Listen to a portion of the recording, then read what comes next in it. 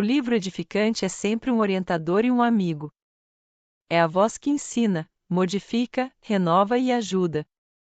Nos livros, como na vida, precisamos saber o que nos ajuda e o que nos prejudica. Emanuel.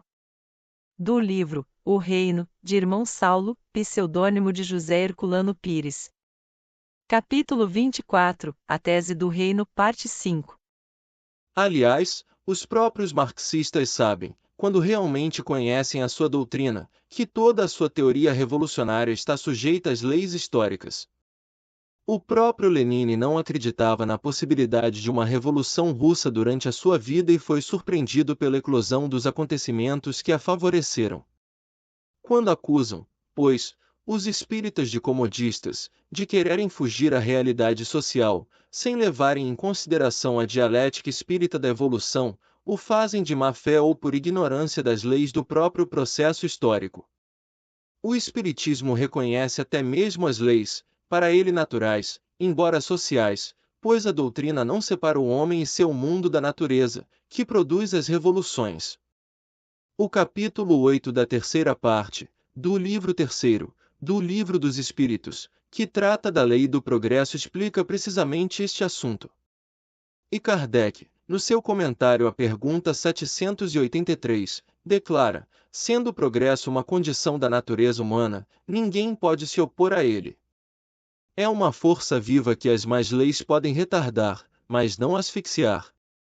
Quando essas leis se tornam de todo incompatíveis com o progresso, ele as derruba com todos aqueles que pretendem mantê-las. E assim será até que o homem harmonize as suas leis com a justiça divina, que objetiva o bem para todos, ao contrário das leis feitas pelo forte em prejuízo do fraco. Nesse mesmo comentário, Kardec ainda explica: o homem não pode permanecer perpetuamente na ignorância, porque deve atingir o fim determinado pela providência, ele se esclarece pela própria força das circunstâncias. As revoluções morais, como as revoluções sociais, se infiltram pouco a pouco nas ideias, germinam ao longo dos séculos e depois explodem subitamente, fazendo ruir o edifício carcomido do passado que não mais corresponde às necessidades novas e às novas aspirações. Vemos assim que o Espiritismo reconhece a necessidade natural das revoluções sociais, mas como fatos naturais, determinados pelas leis da evolução. Os homens são os instrumentos de ação dessas leis no plano social.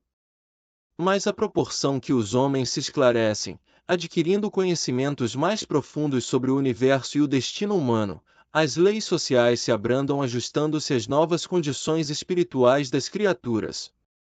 As revoluções sociais se processam e então por meios violentos, mas através de sucessivas modificações nos sistemas de relações humanas.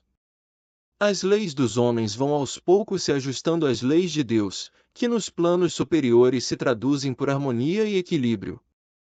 O materialista, mergulhado no imediatismo da mundanidade, não vê perspectivas para o reino a não ser através dos métodos violentos que prevalecem nas relações sociais deste mundinho atrasado. É natural que aceite as ideologias da violência como única saída possível para o impasse capitalista. Mas o espírita que já viu, sentiu e experimentou a realidade espiritual, não tem o direito de fechar-se na mesma visão estreita do materialista. O espírita sabe que as leis da evolução impulsionam o mundo, não apenas no sentido das transformações sociais de estrutura, mas também e principalmente no rumo das profundas transformações morais do homem. Sabe ainda que estas transformações constituem a finalidade da existência humana na Terra. E sabe também que as disputas violentas fermentando ódios e paixões são contrárias à lei de evolução espiritual. Nada justifica, pois, a sua presença ao lado dos que pretendem mudar à força as condições sociais.